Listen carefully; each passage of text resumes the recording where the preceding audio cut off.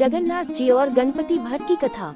16वीं शताब्दी में कर्नाटक राज्य के एक छोटे से गांव में गणपति भट्ट नाम के एक ब्राह्मण रहते थे। वह वेदों और पुराणों के अच्छे ज्ञाता थे।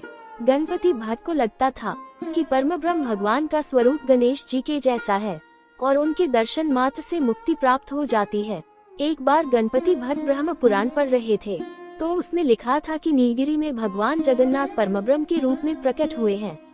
व्यक्ति को उनके दर्शन मात्र से मोक्ष की प्राप्ति हो जाती है और फिर कभी भी यमराज के सामने नहीं आना पड़ेगा। गणपति भट्ट परमब्रह्म के दर्शन के लिए कर्नाटक से जगन्नाथपुरी की यात्रा पर निकल पड़े। मार्ग में भीख मांगकर जो कुछ भी प्राप्त होता उससे अपनी पेट की भूख शांत कर लेते। अगर किसी दिन भोजन नहीं मिलता तो पत्ते खाकर और जल पीकर ही भूख मिटा लेते। अंततः लंबी यात्रा के पश्चात गणपति भट्ट जगन्नाथपुरी के प्रवेश द्वार अथरनाला पहुँचे। अथरनाला के विषय में मान्यता है कि जो भी इस स्थान को पार करके पूरी धाम पहुंचा है उसे कभी भी यमराज दंड नहीं देंगे। गणपति भट्ट शुद्ध होकर वहां कुछ समय के लिए परम ब्रह्म का ध्यान करने बैठ गए। गणपति भट्ट जी ने कुछ श्रद्धालुओं को जगन्नाथ मंदिर की ओर से आते हुए देखा। सभी बहुत प्रसन्नचित्त लग रहे थे और उनके चेहरे पर संतुष्टि के भाव थे। उनके हाथों में जगन्नाथ जी का प्रसाद था। गणपति भट्ट ने भक्तों से पूछा कि आप लोग कहां से आ रहे हैं। उन श्रद्धालुओं ने गणपति भट्ट को बताया कि हम जगन्नाथ मंदिर से दर्शन करने के पश्चात आज 5 दिनों के बाद घर वापस लौट रहे हैं। जगन्नाथ जी के दर्शन कर हम बहुत प्रसन्न हैं। गणपति भट्ट ने विस्मित होकर उनसे पूछा कि क्या आपको वहाँ परम ब्रह्म के दर्शन हुए।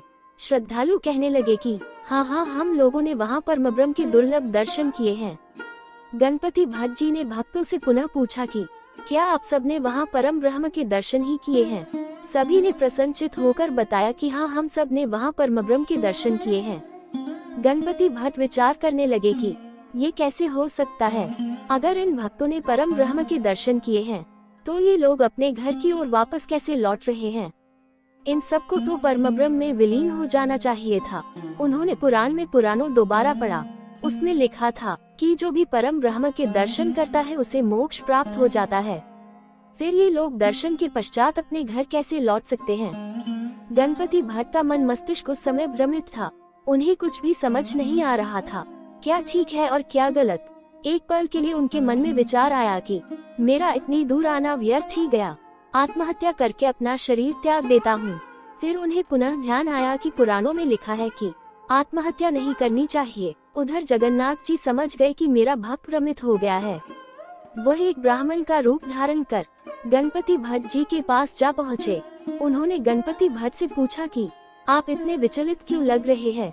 गणपति भट्ट जी ने उत्तर दिया, मैंने तो पुराणों में पढ़ा है कि नीलगिरी में परम ब्रह्म के दर्शन मात्र से मोक्ष प्राप्त हो जाता है, लेकिन मुझे यहाँ आकर ज्ञात हुआ कि यहाँ कोई परम ब्रह्म है ही नहीं। ब्राह्मण ने उनसे पूछा कि आपको ऐसा क्यों लगता है। गणपति भट्ट कहने लगे कि मैंने पढ़ा है कि जो भी व्यक्ति परम ब्रह्म के दर्शन करता है उसका शरीर परम ब्रह्म में विलीन हो जाना चाहिए, लेकिन मैंने तो भक्तों को परम ब्रह्म के दर्शन के पश्चात वापस अपने घर की ओर लौटते हुए देखा है। अगर वास्तव में यहाँ कोई परम ब्रह्म होता तो उन लोगों को मुक्ति मिल जानी चाहिए थी। ब्राह्मण के वेश में जगन्नाथ जी मुस्कुराते हुए बोले कि भगवान जगन्नाथ को कल्पतरु के नाम से भी जाना जाता है, अर्थात वह सबकी इच्छाएं पूर्ण करते हैं। इसलिए जो भक्त दर्शन के पश्चात घर वापस लौटने की इच्छा से आए थे, जगन्नाथ जी ने उनकी वैसी ही कामना पूर्ण कर दी। जगन्नाथ जी के धाम में जो भक्त जैसी इच्छा लेकर आता है उसे उसी के अनुसार फल मिलता है। इसलिए यह मत सोचो कि यहाँ परम ब्रह्म के दर्शन नहीं होते। ब्राह्मण की बात सुनकर गणपति भट्ट जी का मन बदला और वह जगन्नाथ जी के दर्शन करने के लिए जगन्नाथपुरी धाम की ओर चल पड़े। जिस दिन गणपति भट्ट जगन्नाथ मंदिर में सिंहद्वार पर पहुँचे तो उस दिन संयोग से स्नान पूर्णिमा थी। उस समय जगन्नाथ जी बलभद्र और सुभद्रा माता को स्नान मंडप में ले जाकर स्नान करवाया जा रहा था। हजारों की संख्या में भक्त अपने देवता के दर्शन करने के लिए उपस्थित थे। गणपति भट्ट जी ने भी जगन्नाथ जी के दर्शन किए। गणपति भट्ट जी का दृढ़ विश्वास गणेश जी पर था। उनका विश्वास था कि परम ब्रह्म का चेहरा गणेश जी के जैसा है। जब उनको जगन्नाथ जी का वैसा स्वरूप नहीं दिखा तो वो उनको प्रणाम किए बिना ही निराश होकर लौट गए। अपने भक्त को निराश होकर जगन्नाथ भगवान कैसे जाने देते। उस दिन जगन्नाथ जी ने राजा के सेवक मुदित को स्वप्न में दर्शन दिए। जगन्नाथ जी ने कहा कि मेरा भक्त इतनी दूर से मेरे दर्शन के लिए आया था, लेकिन मेरा गणपति मुख न देखकर निराश होकर लौट रहा है। इसलिए तुम तुरंत जाओ और उसे वापस बुला कर लाओ। उसे बोलो कि वापस आकर मेरे गणपति मुख के दर्शन करें। राजा के सेवक ने तुरंत गणपति भट्ट को ढूंढा और कहा कि आप तो बहुत भाग्यशाली हैं। जगन्नाथ भगवान आपको स्वयं दर्शन देना चाहते हैं। आप पुनः मंदिर चले, आपको परमब्रह्म के दर्शन होंगे, जहां भगवान परमब्रह्म के रूप में सभी को दर्शन देते हैं, और आप वहां से वापस लौट रहे हैं। गणपति भट्ट कहने लगे कि वहां परमब्रह्म कहाँ है? उनका चेहरा गणेश के जैसा नहीं है, और मेरा दृढ़ विश्वास है कि परम ब्रह्म का चेहरा गणपति के मुख के समान है। मुझे उनके मुख पर सुन भी दिखाई नहीं दी, फिर तुम मुझे क्यों वापस लौटने को कह रहे हैं? मुदित कहने लगे कि आप एक बार दोबारा मंदिर जाएं, आपको इस परमब्रह्म के स्वरूप में गणपति जी का चेहरा दिखाई देगा। राजा के सेवक के बार बार अनुरोध करने पर गणपति भट्ट पुनः मंदिर गए। इस बार उन्हें भगवान जगन्नाथ और बलभद्र के चेहरे पर एक बड़ी सूंड और सुंदर दंत के दर्शन हुए, जिसे देखकर गणपति भट्ट ने प्रसन्न होकर उनकी स्तुति की।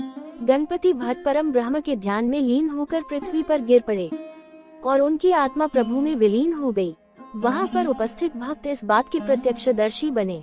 उसके पश्चात से ही स्नान पूर्णिमा के दिन जगन्नाथ जी का हाथी वेश या फिर गजानन वेश बनाया जाता है। दोस्तों, आपको हमारी यह कहानी कैसी लगी प्लीज कमेंट करके बताएं, और आगे ऐसी ही धार्मिक और ज्ञानवर्धक कहानी सुनने के लिए हमारे चैनल को सब्सक्राइब करें और बेल नोटिफिकेशन को ऑल पर सेट करें। जय श्री कृष्णा, जय श्री राधे।